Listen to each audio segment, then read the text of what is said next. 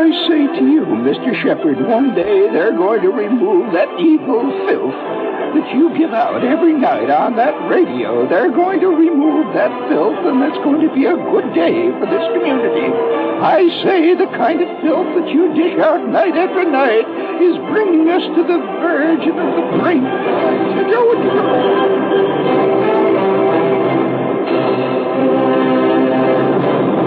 Yeah, we just had once in a while we have to read the fan mail here. It's kind of nice. Yeah. Thank you, madam. We appreciate your view. Certainly nice. I like to know. You know what I felt for a long time as a performer? That when the day comes when you're no longer accused of dealing in filth that will eventually be driven off the air because the good people will get behind such a move, the day that you stop getting those letters is the day that you're in trouble as a performer. And you know who told me this? No less an authority. You curious? Steve Allen. Yes, sir. So I had to bring the authority out here because you wouldn't believe me if I said it. But if Steve Allen said it, that makes it official. So let's hit the gong. Will you please there, Al? Hit the gong, please. Little classic limpid piece here we're bringing to the gang. Yes. And tonight we'd like to salute that newest movie star, Ben. Ben, that evil rat. That newest movie star, we'd like to salute him, which shows, by the way, how much our times have changed. Lassie is now passé. Mickey Mouse, who was obviously a benign little mouse, he's gone. Who cares any longer about Yogi Bear? He, too, has disappeared. Not Yogi Berra, Yogi Bear. That's a different bear. Yes. And who is now merged and who's moved forward to join all the other great movie stars of our time, along with Jane Fonda, along with Raquel Welch, along with concerned people like Paul Newman. There he rises like a luminary in the East. Ben. Only in our time would a voracious rodent, an evil creature like the rat, be made into a major sympathetic hero.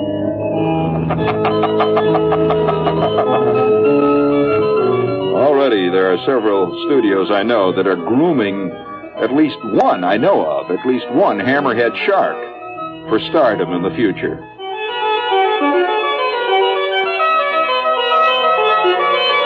I just thought I'd let you marinate a little bit in this quiet Mozart here.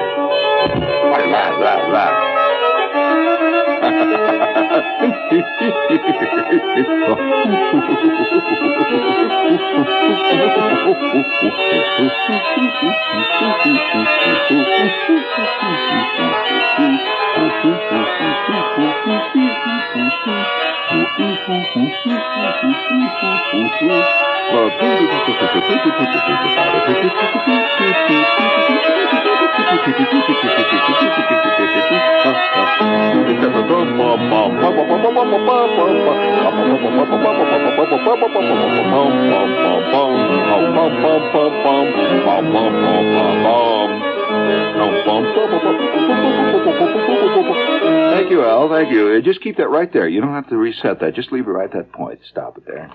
We use it from there. It's not everybody that you hear who can hum the toccata and fugue in D minor. I mean, believe me. Speaking of Ben, now, if you haven't seen Ben, Ben is this rat. You've seen this rat? This is his second starring role. He starred in a movie before. For those of you that missed Willard, yeah, he was great in that. Just fantastic. When they started to get after him, I could just feel the tears coming up in me. I mean, I'm a hard man. I don't cry easily. But when they started after Ben, I really felt bad. But he got away. That's what counts. See, that's the essence of a true hero. He gets away. I think Ben has to be the ultimate anti-hero. I mean, you remember the roles that Montgomery Clift used to play and Jimmy Dean used to play? That was the anti-hero in the beginning of the anti-hero phase. But Ben has to be almost the ultimate anti-hero. Wait till they make the Annapolis Mosquito star. I mean, that's the one that carries malaria.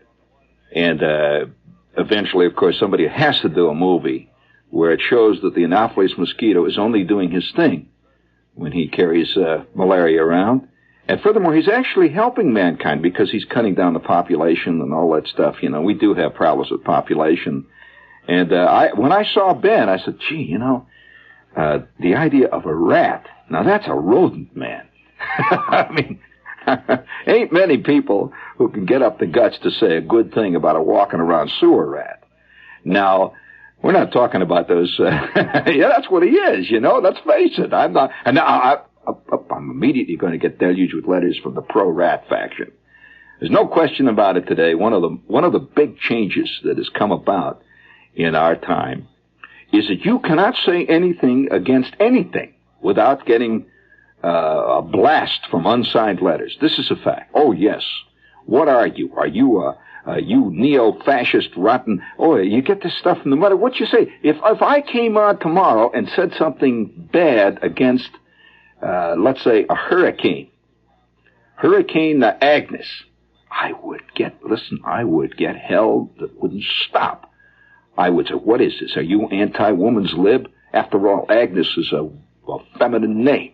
And there's no question about it that you were driven to say bad things about this hurricane because that hurricane was named Agnes and not Fred. That's right. We know what kind of a... Here at last the true colors are coming out. Oh, you can't beat it.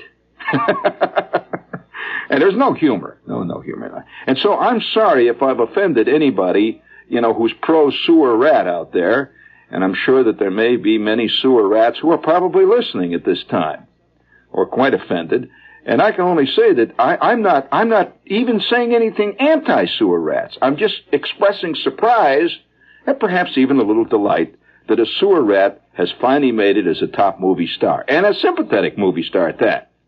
Now, does that make you feel both sides? See, you make sure that everything is quietly covered up. But nevertheless, I was surprised when I saw that rat make it big. Yeah, that's a great rat, made it big. And his name is Ben, which is kind of nice, you know. I say, though, he will not make it really big until this rat takes up a popular cause. Now, every good movie star knows that there's a point in your career. Now, this is an open letter to Ben. You remember when Luella Parsons used to give an open letter to Ben? Dear Ben, right now, you are riding the crest of a wave of popularity. But all of us in Hollywood who have been here for many years know that popularity is a thing which can come and go. And Ben, here's an open letter from your friends in Hollywood. And it reads this way. Ben, it is not enough to be a popular star and be the idol of millions. It is not enough to be a star who makes thousands of dollars on every picture he makes. We in Hollywood know that the actual responsibility of a star is to take up good works and to lead mankind into better ways. And so follow the case of Jane Fonda, who took up the Indians, Paul Newman, who took up the cause of peace. Ben, we ask you, when are you going to take up a good cause? Signed, Luella Parsons from Hollywood. Thank you.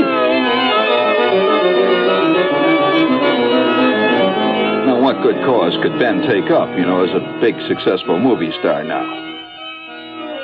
Well, he could take up, let's say, the ASPCA. He could start raising money for homeless French poodles. Or possibly he could take up the cause of one of the great minority groups, which for years has been subjected to nothing but bad talk. Cockroaches. After all, how many of you can say honestly in your soul that you haven't at least once in your life stepped on a poor defenseless cockroach?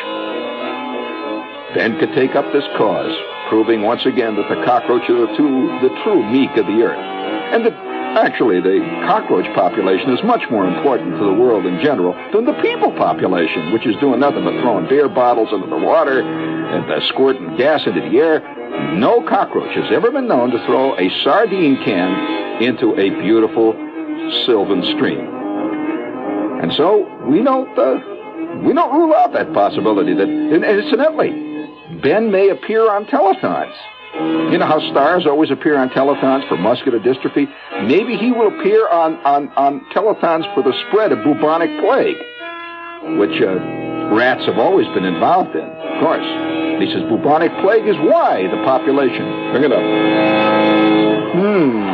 Oh, God, yes, please. I don't need that kind of applause. Come on. It's all right, gang. It's all right. I know I'm funny, but not that funny. Cut it out. But no, when I saw this development, see, I thought to myself, gee, this is really significant development. It really is. And it's slipped by. No social commentator that I know has pointed out that we've made a very important change in our viewpoint, where a sewer rat, a live one, it's not a cartoon sewer rat, it is a live walking around sewer rat that will bite the living you-know-what out if you're given a chance. Yes, sir. That a walking around sewer rat has made it as a major sympathetic. And that, he's not a heavy. Remember that? The guys that are after him are the heavies. So this is a very important viewpoint. And incidentally, it shows something. You know what it shows, really?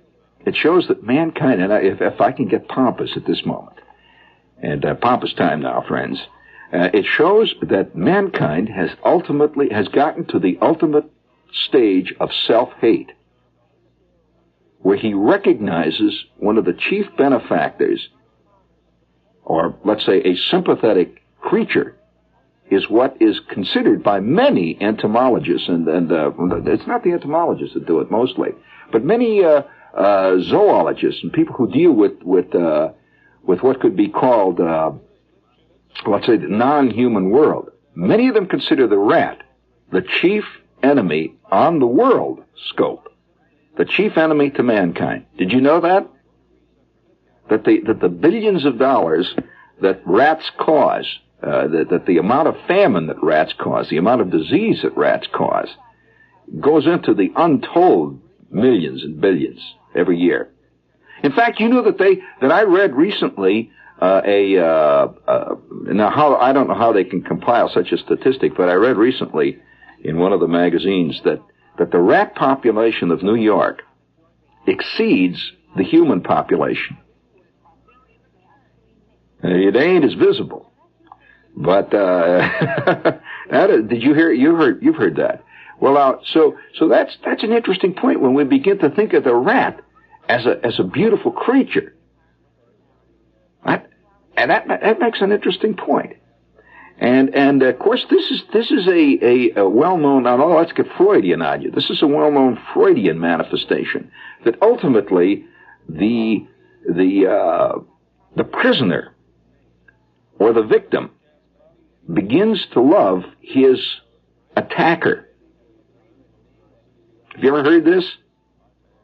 That carried on long enough, the victim ultimately begins to have great feelings of warmth and affection for the enemy, which is the cause of his undoing.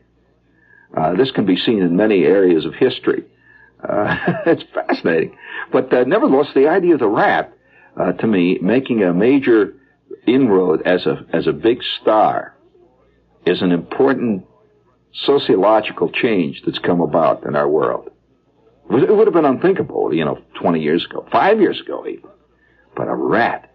And that reminds me, this is WOR in New York. What do you mean to remind?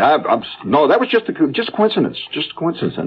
Nothing remind. Hi, George. No, I was talking about society at large. Of course, that represents WOR. Not the rat. No. By the way, friends, the Mandarin House in the Village on West, we got to get on neutral ground here. The Mandarin House in the Village on West 13th Street, it's a restaurant that I've been going to ever since I first came to New York, personally. It's a good one. Excellent Chinese food, of all different types. It's on West 13th Street, right down to the Village. If you want to see one of the nicer streets in the Village, and a lot of people never get anywhere outside of McDougal Street or Sullivan Street, when they come to the Village, you ought to try 13th Street between 6th and 7th. That's a beautiful part of the Village, and that's where the Mandarin House is. And now, since it's summer, their beautiful outdoor dining room. They have a beautiful garden where you can sit outdoors And they have a fantastic, gigantic Buddha there, by the way.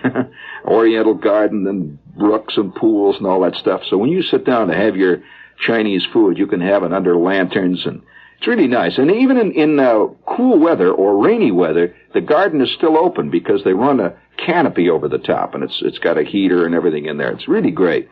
This is the Mandarin House, and it's on 13th Street, West 13th Street, between 6th and 7th. And, you know, what can I say about it? It's a good restaurant. I think you'll enjoy it. The Mandarin House. Yeah, it's Portugal time. I got a letter from a lady who insists that I should learn to speak Portuguese, and she can't tell me why. But it is a great place, and it's a wonderful country to visit. And if you're between the ages of 26, that's under 26, and over 12, you're eligible for their youth fair, which is really a fantastic deal. It's $210 round trip, and that ticket is good for a year. If you don't know much about Portugal, it's about time you found out about it. It is the place where all the European kids go on their summer vacations, and you know why. Unbelievable beaches, just a beautiful country. The prices are low, the food is great, and, you know, it's just a real nice place. Call your travel agent, or TAP, it's the Intercontinental Airline of Portugal, at 421-8500 for complete information about their $210 youth fare for Portugal. Oh, man. All right, we have a note here from the New York Institute of Technology, which, by the way, is a fine school.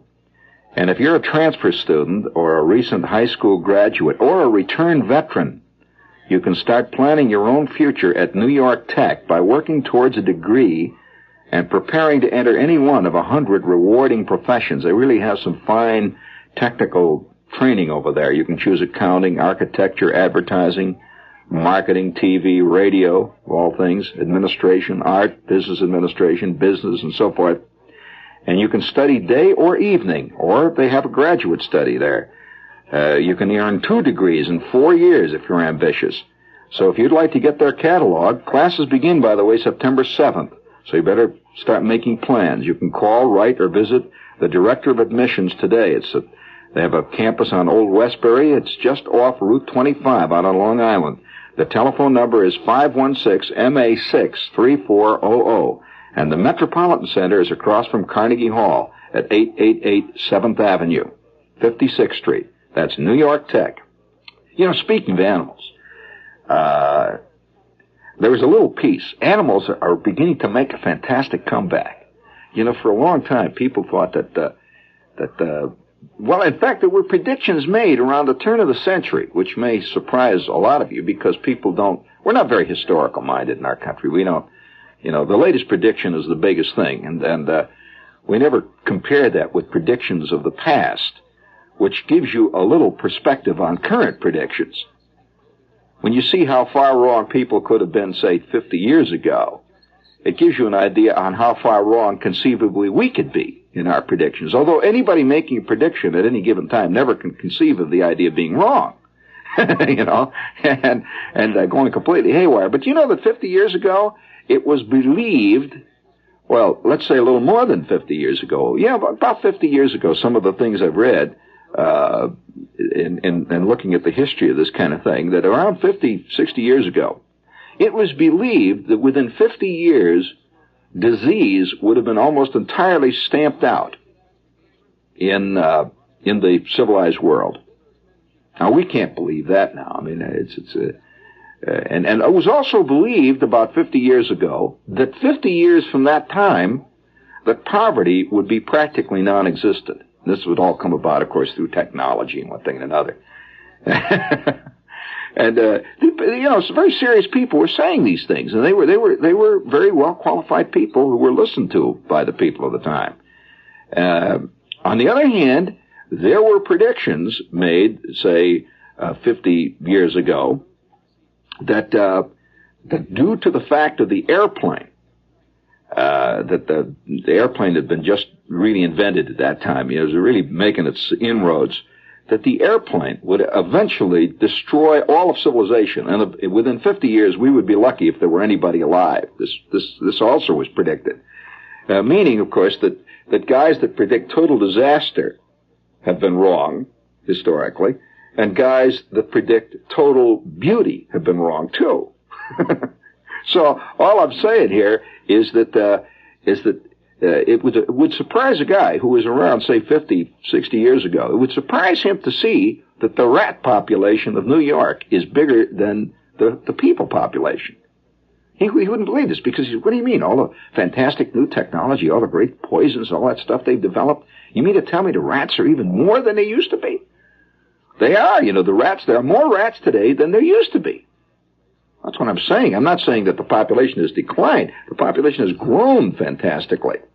Now, what else has grown? Do you know that the deer population in the United States is larger today than it was when Columbus first sighted land in the New World? Now, that's hard to believe. It happens to be true.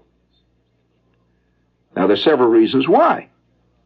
Well, the kind of food that deer eat, and the range, the kind of grazing area they live in, has grown since man has come here. In other words, the deer is not essentially a forest animal. You find that the deer live off farms. Deer live off cultivated land much better, and of course they're protected. There's been a lot of work on diseases of the deer, which nobody did anything before Columbus, of course. So that the deer today, there are more deer in the country than there were at the time of the first landings of the Pilgrims. Now, that's interesting. Well, let's see. It's Shoetown time. Shoetown, da-da-da-da-da-da. Hey, they have a big sale on the famous Converse sneakers for youths, boys, and men. And you won't believe it, for only $4.44 a pair. Now, these are really fine sneakers. If you know anything about sneakers, you know that Converse sneakers are one of the best. Sneakers. Are you a sneaker? Converse sneakers. Oh, that's a bad pun. But they're only $4.44. Now, these are the ones with the sharp, contrasting stripe trim, and they really are fine-looking sneakers. And they're the sneaker of this year. Now, let's see. There are sizes 11 to 2 for youths, 2.5 to 6 for boys, 6.5 to 10.5 for men, but girls can pick them up too. Now, this sale ends Saturday, so go to Shoetown, get these Converse sneakers while the price is hot. They're open Sundays for your convenience in Lakewood, Bricktown, and Toms River. Sneakers. Over the past 32 years, Newsday, the Long Island newspaper, has become one of the great success stories in publishing history. Recently, we started a Sunday edition. And what Newsday has done so well 6 days a week, we're now doing just as well on Sunday. For example, our coverage of sports. I'm Ed Comerford, sports columnist of Newsday. When we started our Sunday edition, we felt there was an opportunity to do something new and exciting in sports. For example, we doubled the size of our Sunday sports section. This lets us run big action pictures and layouts. It enables us to run more sports news, especially about school sports. And since Newsday isn't trucked out from the city, we can give you late Saturday night results. Saturday is a big day in sports. That's why sports is big in Sunday Newsday. Newsday, Long Island's own Sunday newspaper. No service charge for home delivery. This is Barry Farber invading your privacy, please. Do you read to get drowsy, or do you read to keep alert? If you're the kind of person who uses a book for a sleeping pill, then go on back to sleep. You do not need the Book Find Club. Any book club can keep you adequately supplied. But if reading is vital to you, if it keeps you up on what's going on, if reading stimulates you and makes you more stimulating, write down the phone number that I'm going to issue 3 times, because you'll be in touch with the Book Find Club. And this is a different kind of club. Book Find gives you all the club benefits, great savings on regular hardcover publishers' editions, extra bonus books, convenience. But listen to the books that make up the Book Find Club. They're not afraid of books on politics, race, religion, sexual liberation. The Book Find Club loves books that ought to be bound in asbestos. As an incentive to join now, Book Find will send you 2 extraordinary books for just $1 plus postage and handling. These books, typical of the books we offer, retail for about $17, and listen what you get for your $1. Galen, Spy of the Century by E.H. Cookridge. This is the spy story to end all spy stories because it's real, incredibly real. The shocking exploits of Richard Galen, who was a master agent for both Hitler's intelligence service and the CIA. Also, Open Marriage, a new lifestyle for couples, written by Nina and George O'Neill. Is marriage on its way out, or are there going to be new way out forms of marriage? Read Open Marriage. Fascinating. Call TN7-1441, TN7-1441 for a trial membership and get Galen and Open Marriage both for just $1 plus postage and handling. Once a member, you need buy only 2 more books in a year, always at discounts of up to 30% off publishers' prices, plus postage and handling. Call now, TN7-1441, operators on duty around the clock, TN7-1441, or send name and address, no money, to Book Find, Box 2, WOR, New York 10018, Book Find, Box 2, WOR, New York 10018. Now, other curious things have happened. Did you see a little piece that came out recently in one of the Camden papers? Listen to this. If not Camden, what paper is this here? I'm going to take a look at it. Yeah, Boston. Boston, civilized city, right? Boston, or theoretically. Here's a note from Medford, which is right outside of Boston. See, Medford is like a little, it's like a sub-city of Boston's suburb. Medford Public Works Director Antonio Labella has a slippery problem. Listen to this. Eels. I want you to picture this for a minute. Eels. You know what is it, an eel? Eels have invaded the municipal water system. The city of Medford. Some have clogged up water lines. And Labella just does not know where the slinky animals are coming from. Since last week, and of course this is a couple of weeks old, this piece, since last week, work crews have found 3 very large eels. The most recent was extracted yesterday from a 2-inch water main, which serves a department store in the Fellsway area. On Thursday, a 4-foot eel was found in a 6-inch pipe at the corner of Almont Street, and another was taken from a 3-inch pipe supplying water to an apartment complex on Fellway Drive. All of the animals have been found in the same general Fellsway section of the city. Eels have been used in other countries, by the way, to clean up water supplies. They put them in the water supply in other countries. They clean it up. See, they're scavengers. They're quite harmless.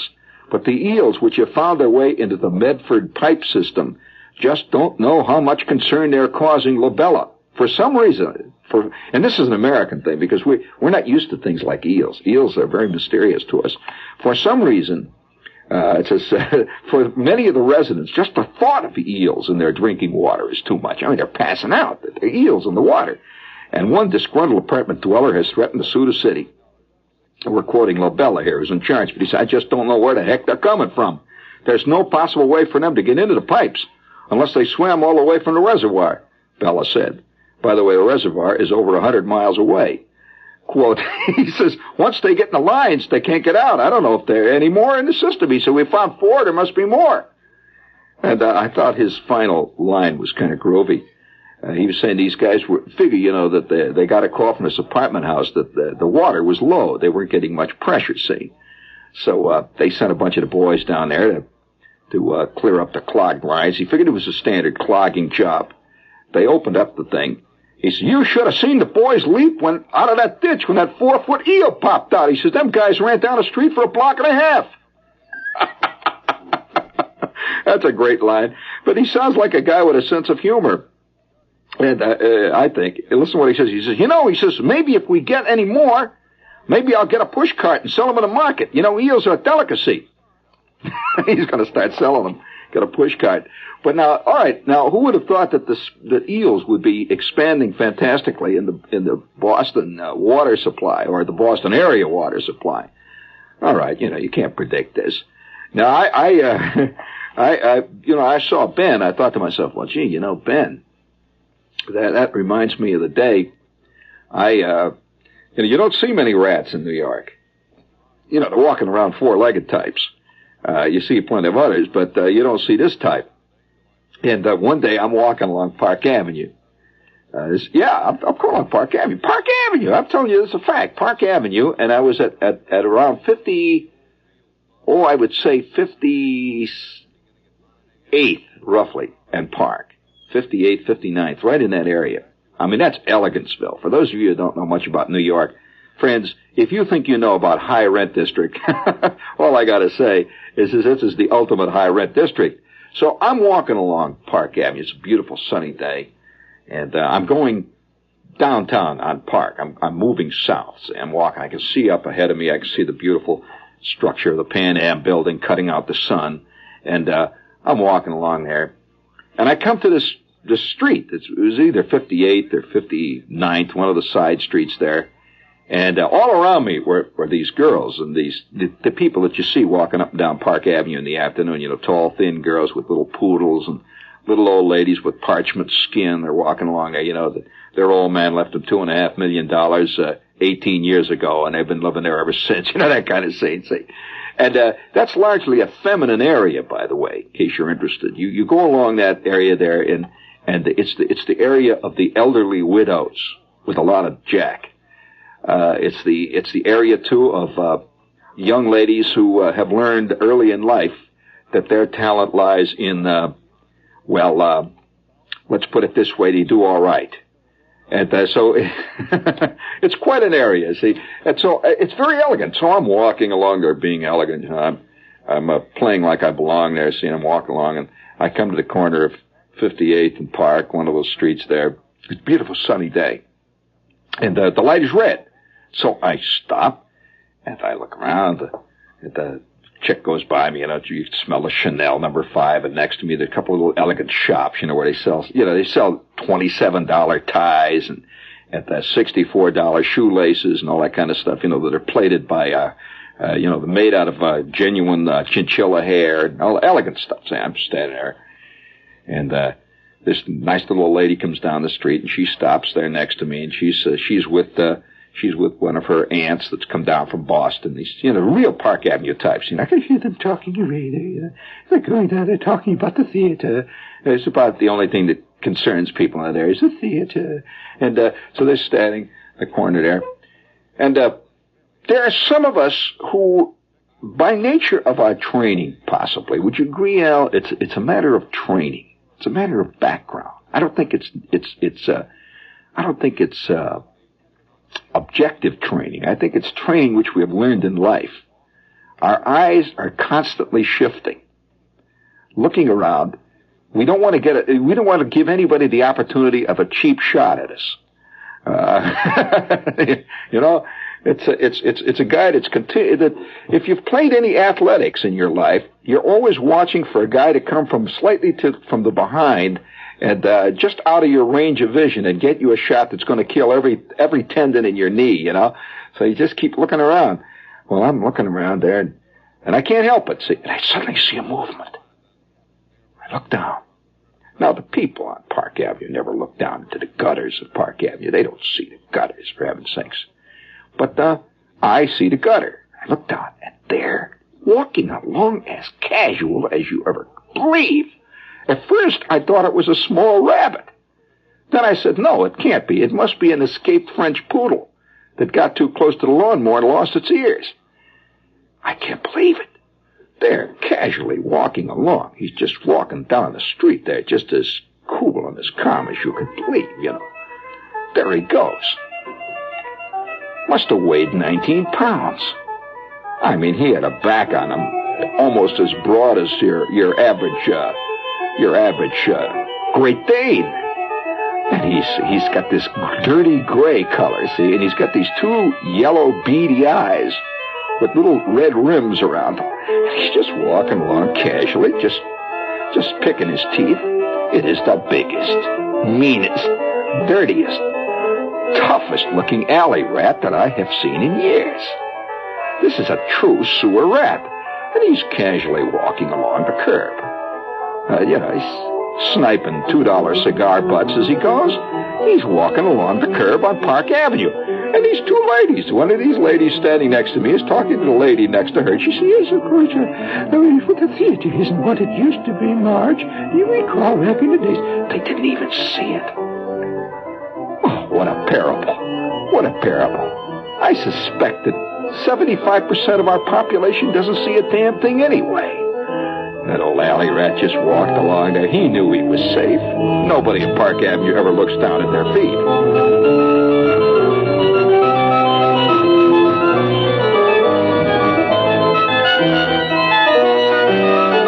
All right, thank you. I shouldn't tell you this story. I'm just gonna have to. Every time I think of Ben, this is a rat story. And I know a lot of people are gonna get, they're gonna write to me, "Oh, Mr. Shepard, what a terrible program you did about rats." Well, I think we ought to know about rats. I think the rat is getting too good publicity these days. Let's put it this way: I'm giving the other side of Ben. Ben the beauty, Ben the new movies. When is Ben gonna make an appearance on the Carson Show? Plugging his newest picture. After all, that's what those nighttime talk shows are all about, plugging stuff, When's he should appear, I mean, it's beautiful rat. But, speaking of rats, and, movie star rats, how many of you ever read a short story? I read a short story once. I was in the Army at the time. I remember reading a short story. And very few things really stick with you when you read them. And it wasn't a good story particularly. It didn't say anything. Just the idea kind of got to me. It was about a flea. And the story was written about a flea. It was the life story of a flea.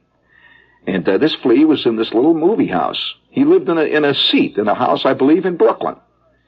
And every night he would crawl out and he would watch the movies. Until he became a fantastic movie fan. And he wanted to become a movie star. And he didn't know, there he was, there's a poor sad little flea, and he was in Brooklyn. How do you get there? Well, one night this beautiful chick came to the movies, and she happened to sit in the seat that he was in. And there she was sitting there, see, and he saw his ticket to Hollywood. So he hops right on. He hops aboard, see. And she's sitting there watching, and sure enough, a couple of months later, she takes off and goes to Hollywood. Well, now here's the flea. He's made it. Well, she didn't go all the way to Hollywood. I think she went to Chicago. And that poor little flea realized that he had a long way to go. So he hitchhiked and he walked, and he struggled his way over the desert, and his poor little feet were sore. And finally, he got to the outskirts of Hollywood. And it was a fantastic trek. It took him months. He was worn down to a nubbin. And he was even smaller than the average flea by this time, just from walking. And he finally arrived out in Hollywood, and he began to hang around the studios. You know how they have these, what they call a general call when all the extras appear? Well, he's in the crowd out there, see, waiting. And sure enough, one day, he's there for months, and he's hungry, he's not working, he's not doing anything, he's not even working as a flea, he wants to be a movie star, see? Sure enough, one day, out of the door of the personnel department comes a man, he says, anyone here know a medium-sized flea for a role in a picture? We're looking for a medium-sized flea. It has to be a male. We're looking for a flea that has good character and has a strong face. Well, here he was. The right time, the right place. Millions of fleas, billions of fleas had lived and died before this flea. They were before their time. He was at the right place and the right time. Well, within 5 minutes, he's before the cameras for a screen test, and he came off beautifully. He'd been dreaming of this moment. He played this flea, this elegant flea. And incidentally, the movie role required that he be an elegant flea living in a Park Avenue apartment. Of course, he'd been dreaming of this for years. So the role just fit him like a glove. He played it beautifully. The picture was made, and it was an overnight smash. He became the richest flea in the entire world. And he had a beautiful apartment. He got these silk dressing gowns, and he began to smoke cigarettes in long holders. And more than that, he discovered that he wasn't interested in lady fleas at all. How shall I put it? I had to put this sensitively. But he was like many another actor before him. But let's put it this way. He was an elegant flea. You know, the kind, he was very elegant. So he was, one role followed the next. I mean, he had 3 or 4 great smash hits in the the fan mail was coming in, and then all of a sudden, the whole business of the Flea movie went out, that his days were over. And, of course, the problem of a movie star is always not so much when you're at the top, it's when the calls stop coming. Well, this Flea went from bad to worse. He took to drink. And he contemplated suicide. And he was talked out of it by his analyst. And finally, in the last moments we see the Flea, he's gone back to the house in Brooklyn, the movie house. His great career is over.